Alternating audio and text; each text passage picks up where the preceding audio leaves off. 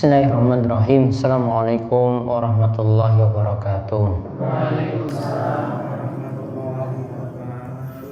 Innal hamdalillah nahmaduhu wa nasta'inu wa nastaghfiruh wa na'udzu billahi min syururi anfusina wa min sayyiati a'malina. May yahdihillahu fala mudhillalah wa may yudlilhu fala hadiyalah. Wa asyhadu an la ilaha illallah wahdahu la syarikalah wa asyhadu anna Muhammadan abduhu wa rasuluh. Allahumma sholli ala nabiyyina Muhammad wa ala alihi wa man tabi'ahum bi ihsanin ila yaumiddin. Allahumma anfa'na bima 'allamtana wa 'allimna ma yanfa'una wa zidna ilma. Alhamdulillah, para jamaah, Bapak Ibu-ibu yang mungkin senantiasa dirahmati dan diberkahi oleh Allah Subhanahu wa taala, kita bersyukur kehadirat Allah Subhanahu wa taala atas nikmat dan karunia yang telah Allah anugerahkan kepada kita sekalian, sehingga di kesempatan malam hari ini ba'da sholat maghrib kita bisa kembali thalabul ilmi, menuntut ilmu dalam tausiah singkat yang mudah-mudahan nantinya kita mendapatkan ilmu yang bermanfaat dan nantinya ilmu tersebut bisa semuanya kita itu amalkan. Allahumma amin. Di kesempatan kali ini yang kami akan jelaskan yaitu mengenai keutamaan beramal soleh di awal bulan besar, bulan Zulhijjah. Saat ini tanggal 29 saking bulan Zulkaidah. Sebentar lagi kita akan memasuki tanggal 1 dari bulan besar, yaitu di sini malam Kamis, ya malam Sabtu, itu sudah masuk tanggal 1 dari bulan besar atau bulan Zulhijjah. Perlu dipahami bahwasanya di dalam agama kita ada 4 bulan yang disebut dengan bulan suci, atau istilahnya Ashhurul Hurum, disebut dengan bulan-bulan haram. Di dalam agama kita ada dikenal 4 bulan suci, atau bahasa lainnya 4 bulan haram, yaitu 3 bulan niku berturut-turut, yaitu saat niki bulan Zulkaidah, terus bulan besar, setelah bulan besar bulan Suro. Niki 3 bulan berturut-turut, atau Zulqa'dah, Zulhijjah, Muharram. Kemudian 1 bulan lagi lompat beberapa bulan, yaitu bulan Rajab. Jadi totalnya itu ada 4. Zulkaidah, bulan besar, bulan Zulhijjah, bulan Suro, bulan Muharram, lompat ke beberapa bulan lagi masuk bulan Rajab. Itu disebut dengan Ashhurul Hurum, bulan-bulan yang suci atau bulan-bulan yang diharamkan. Di antara maksud bulan ini dikatakan bulan suci, kata para ulama, kalau kita melakukan maksiat atau kejahatan atau tindak kriminal dilakukan pada bulan suci tadi, dosanya lebih besar dibandingkan dengan dosa-dosa yang lainnya. Namun kalau kita lakukan amalan soleh seperti misalnya puasa, maka pahalanya akan berlipat-lipat.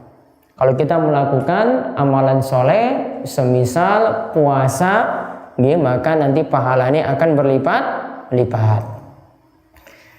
Nah, kita akan lihat terlebih dahulu di sini disebutkan oleh Imam Nawawi di dalam kitabnya Riyadhus Shalihin, beliau sebutkan bab fadlus shaumi wa ghairihi fil ashril awwali min Dzulhijjah.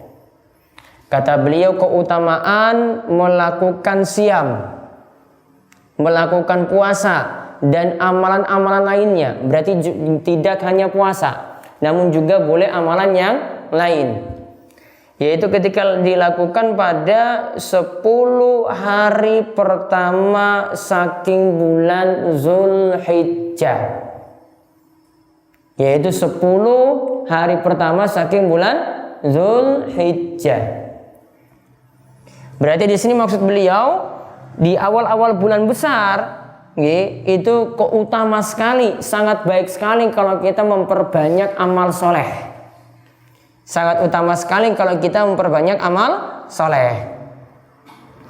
Di antaranya sini beliau buktikan kalau orang melakukan amalan soleh pas di awal bulan Zulhijjah tadi, itu lebih besar pahalanya dibandingkan di bulan-bulan yang lainnya, dibandingkan dengan hari-hari yang lainnya. Ada hadis kata Imam Nawawi dari Ibnu Abbas radhiyallahu anhuma, ia berkata, Rasulullah sallallahu alaihi wasallam bersabda, "Ma min ayyamin al-'amalu salihu fiha ahabbu ila Allah min hadhil ayyam." Tidak ada hari yang seseorang itu melakukan amal soleh di mana amal soleh itu lebih dicintai oleh Allah Subhanahu wa taala daripada hari yang disebutkan, yaitu 10 hari dari bulan Zulhijjah ini, dari bulan besar ini, yakni ayyamal ashri. Kata yang disebutkan oleh hadis ini yaitu 10 hari pertama dari bulan besar. 10 hari pertama dari bulan Zulhijjah. Lantas para sahabat bertanya pada Rasul sallallahu alaihi wasallam, kalau amalan di bulan itu, amalan di awal bulan besar itu lebih utama, maka para sahabat tanya, "Ya Rasulullah, walal jihadu fi sabilillah."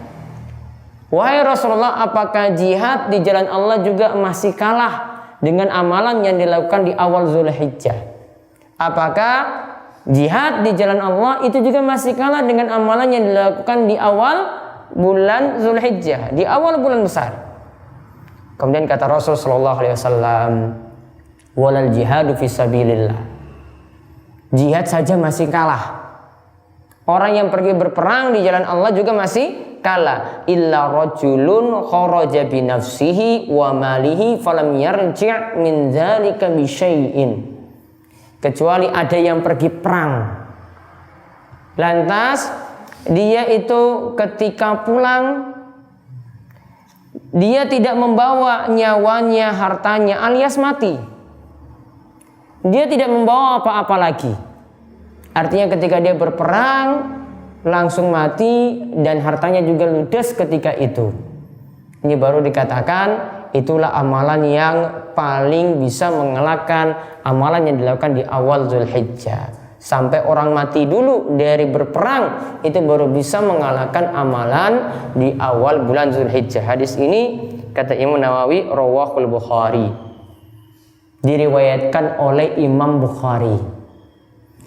Berarti kita ambil kesimpulan yang pertama, amalan yang dilakukan di awal bulan besar, di awal bulan Zulhijjah, pahalanya lebih besar. Maka perbanyaklah amal soleh di awal-awal bulan Zulhijjah. Perbanyak amal soleh. Sing sholat, untuk amalan sholat lebih lagi rutin untuk dijaga, tambah lagi dengan amalan sholat sunnah. Perbanyak amal soleh di awal bulan Zulhijjah. Tinggal 2 hari lagi. Pokoknya mulai dari tanggal 1 sampai nanti, bahkan ini sampai hari tasyrik seterusnya. Namun kalau yang dimasukkan dari hadis ini sampai tanggal 10 atau sampai tanggal 9. Perbanyak amal soleh.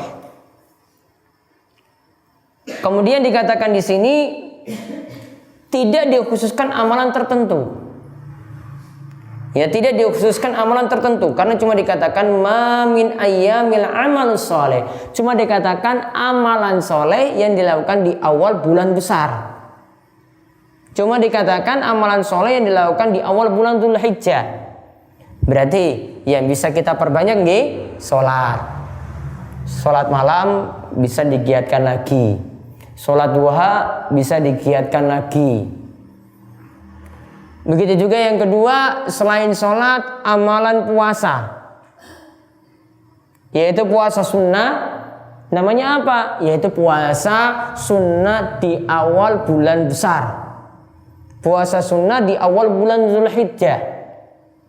Ini bisa dilakukan nggih, mulai dari tanggal setunggal nggih sampai tanggal 9 nggih. Ya, sampai tanggal 9, tanggal 10 ditambah dengan hari-hari tasyrik, totalnya 4 hari tidak boleh melakukan puasa. Namun dari tanggal setunggal sampai tanggal 9 sampai tanggal 9 dikenal dengan hari Arafah, disunahkan untuk berpuasa. Lebih-lebih lagi nanti tanggal 9. Kalau Idul Adha jatuh hari Senin tanggal 12 nih, tanggal 12, maka nanti puasa Arafah jatuhnya tanggal 11. Maka puasa tanggal 11 ini jangan ditinggalkan. Namun boleh puasa di tanggal setunggal, yaitu nanti jatuh pada tanggal 3 besok sampai nanti tanggal 11. Puasanya bagaimana? Boleh milih cuma 1 hari saja. Saya tanggal 1 puasa. Nanti tanggal 9 Zulhijjah lagi puasa. Monggo silahkan. Mau total dari tanggal 1 sampai tanggal 9 juga boleh. Yang utama tadi tanggal 9. Boleh juga puasa tanggal 8 dan tanggal 9. Ya, tanggal 8 tadi dikenal dengan puasa tarwiyah. Puasa hari tarwiyah, yaitu puasa pada tanggal 8. Namun tanggal 8 ini hadis yang khusus membicarakan keutamaan puasa tanggal 8, hadisnya itu lemah. Jadi kita cuma mengamalkan amalan puasa pada awal-awal Zulhijjah, dan tanggal 8 itu masuk dari awal-awal Zulhijjah. Nah, tentang puasa hari Arafah, ini keutamaannya kata Kanjeng Rasul Shallallahu Alaihi Wasallam dari Abu Qatadah, yaitu ia ditanya, Rasulullah SAW itu ditanya tentang puasa pada hari Arafah. Kanjeng Rasul Shallallahu Alaihi Wasallam itu menjawab, yukaffirus sana al-madiyah wal baqiyah. Puasa Arafah itu menghapuskan dosa yang lalu, madhi, dan dosa al-baqi, dosa yang akan datang. Artinya dosa 2 tahun itu diampuni. Ya, dosa 2 tahun itu diampuni. Dosa yang lalu, yaitu Allah tutupi dosa-dosa yang dulu pernah dilakukan. Kemudian Allah akan mengampuni juga dosa-dosa yang akan datang. Dosa-dosa yang akan datang juga akan diampuni. Yaitu di sini bisa jadi maknanya, yaitu Allah akan menutupi dosa-dosanya yang akan datang, atau diberi taufik untuk dosa-dosanya itu berkurang, tidak melakukan dosa lagi, atau dosanya itu semakin berkurang nanti di masa akan datang. Maka lihat keutamaan puasa Arafah, menghapuskan dosa selama pinten tahun? Kali tahun nih, selama 2 tahun. Jadi di sini menunjukkan keutamaan puasa pada hari Arafah, yaitu tanggal 9 dari bulan Zulhijjah. Ini pas jamaah haji sedang wukuf di Arafah. Dan ini juga waktu terbaik juga kita berdoa. Karena doa yang terbaik kata Nabi SAW, ya khairut doa yang paling bagus yaitu doa yaumi Arafah. Doa yang paling bagus yaitu doa yang dipanjatkan pada hari Arafah. Jadi pada hari Arafah perbanyak doa juga pada Allah Subhanahu wa taala, sebagaimana jamaah haji juga memperbanyak doa ketika mereka itu sedang melakukan wukuf di Arafah. Kita yang di Indonesia juga pada hari Arafah terus memperbanyak doa. Kemudian dikatakan di sini, hadis ini juga menunjukkan tentang keutamaan 10 hari pertama dari bulan Zulhijjah. Kalau tadi kita katakan amalannya sholat, amalannya itu puasa, bisa juga ditambahkan dengan memperbanyak zikir kali takbir. Dan takbir pada 10 hari pertama dari bulan Zulhijjah itu bisa dimulai dari tanggal 1. Ya, mulai dari malam Sabtu besok itu setiap kita berada di tempat manapun, takbirnya sifatnya itu mutlak. Mau ketika berada di jalan-jalan, misalnya juga di pasar, ya, misalnya juga di rumah, ketika itu diperintahkan untuk memperbanyak takbir. Karena amalannya di sini sifatnya umum. Dan kebiasaan dulu para ulama, Umar dan yang lainnya, mereka itu praktekkan di awal-awal bulan besar, di awal-awal bulan Dzulhijjah, mereka memperbanyak takbir sejak tanggal 1 saking bulan besar, sejak tanggal 1 dari bulan Dzulhijjah. Jadi takbir yang seperti kita praktekkan, Allahu Akbar, Allahu Akbar, Allahu Akbar, la ilaha illallah, wallahu akbar, Allahu Akbar, walillahil hamd.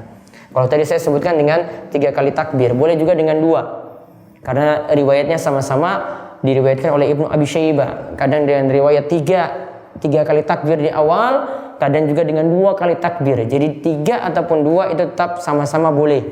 Ya, jadi jangan salahkan yang cuma yang menyebutkan 3 kali takbir pertama. Tetapi itu masih dibolehkan karena riwayatnya bervariasi.